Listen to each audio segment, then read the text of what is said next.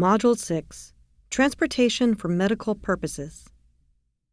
Community transportation and mobility management have a critical and growing role in the area of non-emergency medical transportation. For millions of Americans, the availability of community and public transportation is the determining factor in their ability to access the healthcare system for necessary medical care. Whether trying to reach life-sustaining dialysis treatments or ensuring a healthy future for a child with routine screenings, people must have a way to get to their medical appointments. Just as many mobility solutions will be specific to the individual, available transportation strategies for medical purposes will be specific to your community. This module introduces you to potential strategies that you and your partners may be able to create. How do we characterize the transportation needs of medical patients? Millions of dollars in emergency medical services could be saved if more Americans had access to preventive medical and dental care. Yet too many lack the transportation to reach medical services. Individuals with limited income may be inclined to skip medical visits they do not consider life-threatening because of the cost of getting there, as well as copays and other costs such as prescription drug costs, associated with the visit. We know that about 3.6 million Americans miss or delay non-emergency medical care each year because of transportation issues. Yet this population has a higher prevalence of chronic diseases and a higher rate of multiple chronic conditions. It is estimated that 3.2 million children cannot obtain medical care because of a lack of access to transportation. As a result of their lack of access to non-emergency medical transportation, people can experience a variety of negative and potentially costly healthcare outcomes that could have been avoided had sufficient transportation been available. Reliable, affordable transportation to medical appointments saves money as it reduces the number of missed appointments and late arrivals at appointments. In a similar way, successful post-hospitalization patient care leads to better health outcomes for patients released from the hospital and reduces hospital readmission rates. Transportation access problems are particularly severe in rural areas. To make them more cost-effective, medical services are increasingly being consolidated into regional and urban centers, leaving some rural residents only with options created locally, such as free clinics supported by grants and nonprofit foundations. When services are not available in rural areas, patients simply go without. In addition, transportation to dialysis treatment or chemotherapy is emphatically a life-sustaining need. In one American Cancer Society survey of its treatment centers, 90% of them reported patients missed treatment appointments due to a lack of transportation access. Dialysis patients are required to attend clinics 3 times a week. Treatment centers, many of which operate 24/7 and thus cannot be reached by public transit for large blocks of time, can also be far away for some rural residents, sometimes as much as 150 miles away. Patients returning from dialysis have specialized needs, such as blankets or other ways to warm up after the treatment, and a careful eye to ensure they aren't experiencing any adverse consequences of the treatment, such as excessive bleeding. Transportation services for both these types of treatment need to be delivered by well-trained, empathetic staff and services that can maximize the rider's comfort in difficult circumstances. When private transportation options are not available, many individuals turn to public transportation to connect them with hospitals and medical centers. Public transit agencies have worked closely with these medical providers in many communities and aligned routes and times that serve these types of trips. But what about those who are so ill they cannot use public transit? Or what about patients who are discharged after public transit services cease for the day? During regular transit hours, public demand response services can accommodate those who cannot use fixed route services and who are eligible for those services. After-hours transportation programs may be available through some of these types of organizations: volunteer driver programs, councils on aging, advocacy groups. For example, the American Cancer Society's Road to Recover, which provides transportation to and from treatment for people who have cancer and do not have a ride or are unable to drive themselves. Volunteer drivers donate their time and the use of their cars so that patients can receive the life-saving treatments they need. Another possibility are aging and disability resource centers. For example, Elder Services of the Merrimack Valley in Massachusetts will arrange for a volunteer driver to transport elderly patients to appointments. Patients can also request to avail of the services of a medical advocate who escorts elders to medical appointments. These trained volunteers can act as the eyes and ears for elders and family members in taking notes, asking questions, and providing information about the doctor's visit and follow-up treatment or suggestions. These advocates offer both practical and emotional support to elders who may be concerned or anxious about the medical care they require. Both of these programs charge no fees but accept donations. Another source could be faith-based organizations, such as Jewish Community Services or Lutheran Social Services. Some of these nonprofit and advocacy groups may not provide direct transportation services, but may fund vouchers to cover the costs of taxi rides for patients and program participants. Here's an example of a community that took a look at its resources and came up with a unique solution. Philly Patient Ride brings together cancer patients at many of Philadelphia's top hospitals, with volunteer drivers who have access to Philly CarShare's fleet of vehicles throughout the city. Philly CarShare offers the cars at a very low cost, and the American Cancer Society, along with Hahnemann and Temple University hospitals, are picking up the tab. Patients are referred to the program by hospital social workers, regardless of their economic situation. Volunteers receive a weekly email that lists appointments where transportation is needed for the coming week, and then sign up for the rides they are able to provide.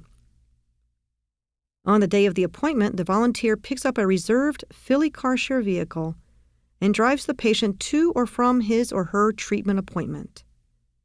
For shorter appointments, volunteers pick up the patient from home, wait for the patient during the treatment, and drive them back home before returning the car. For longer appointments, volunteers pick up a car to bring the patient from their home to the hospital or back home after their appointment. Several hospitals are involved with this program. In some regions, particularly remote regions, nonprofit organizations are sponsoring mobile medical clinics to improve patients' access to services. One such organization is the Health Wagon, serving rural Virginia in the Appalachian region.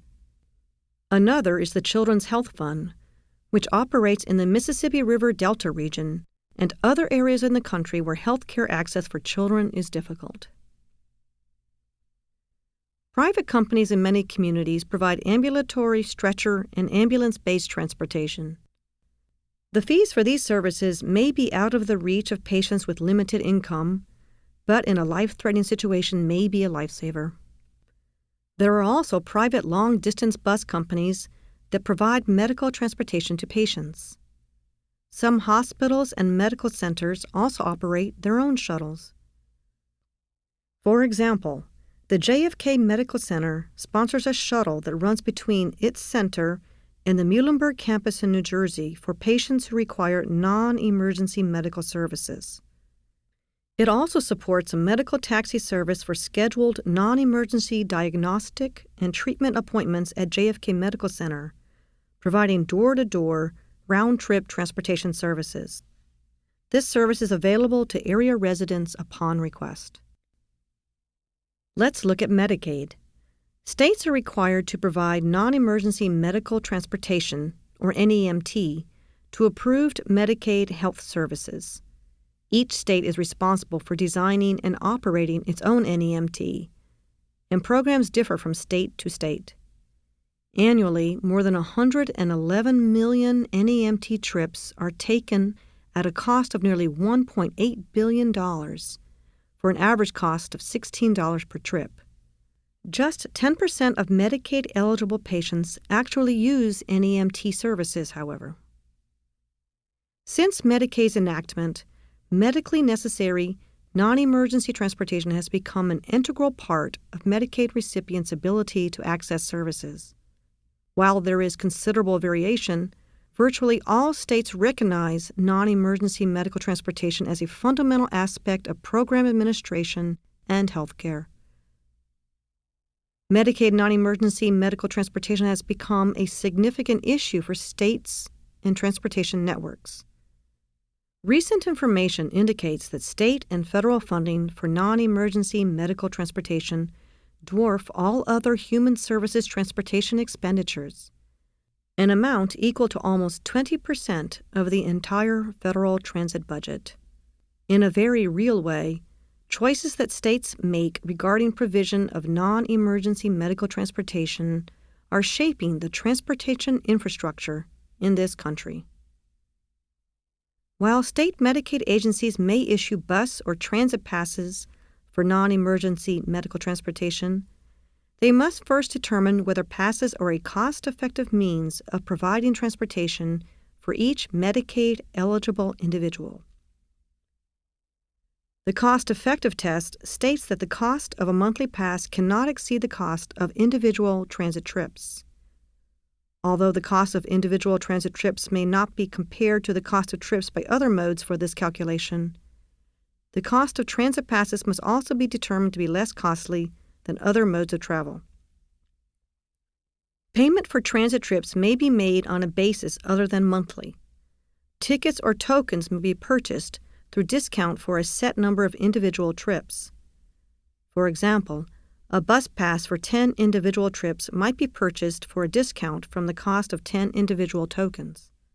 The state might also negotiate a bulk purchase of individual tokens for a discounted amount. In addition, cost allocation may be necessary if other funding sources are available before assuming the entire cost of the transit pass under Medicaid. Such cost allocation would not be required if other uses, including personal use, of the pass are not substantial. Now let's look at Medicare. Under Part B, Medical Services of the Medicare program, the cost of an ambulance trip is reimbursed if the patient cannot use any other means of transportation without endangering his or her health. In 2011, a 5-year Medicare pilot program, the Community-Based Care Transitions Program, was made available to participating hospitals identified as having high readmission rates. Hospitals serving medically underserved populations, small community hospitals, and rural hospitals were given priority for participation, as were hospitals participating in an eligible Administration on Aging program.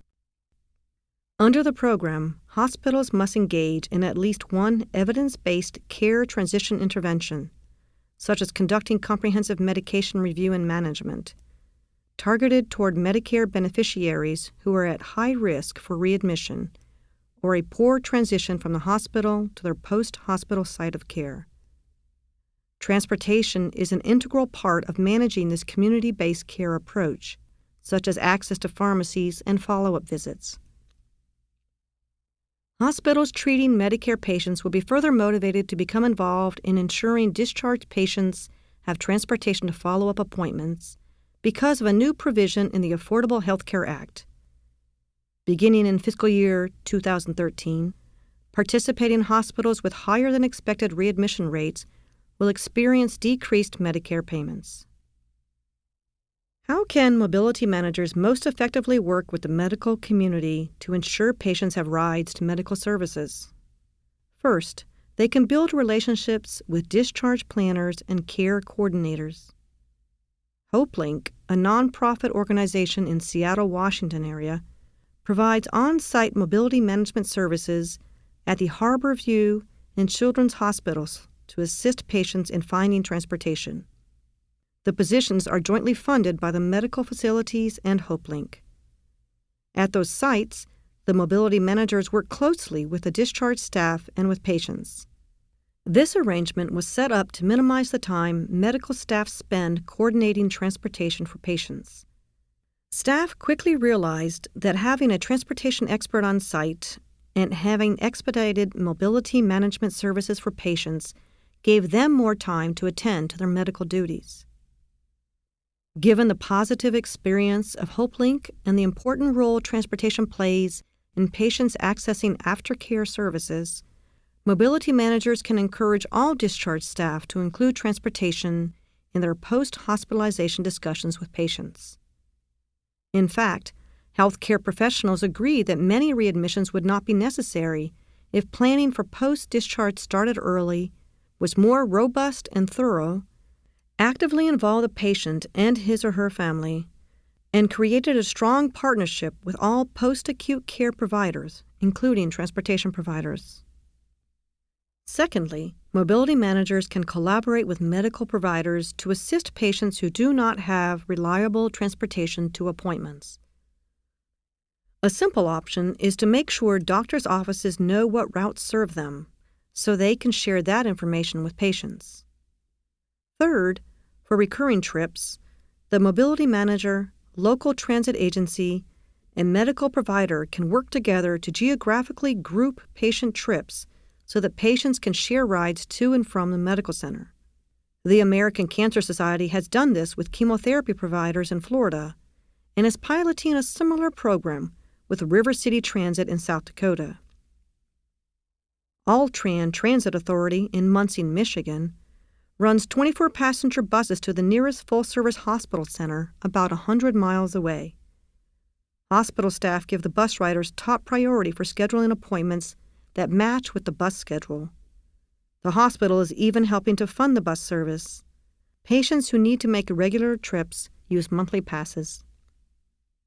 This module has covered many options for medical trips that mobility managers may want to investigate. Please view the many resources and links to expand your learning beyond this module. Thank you for your participation.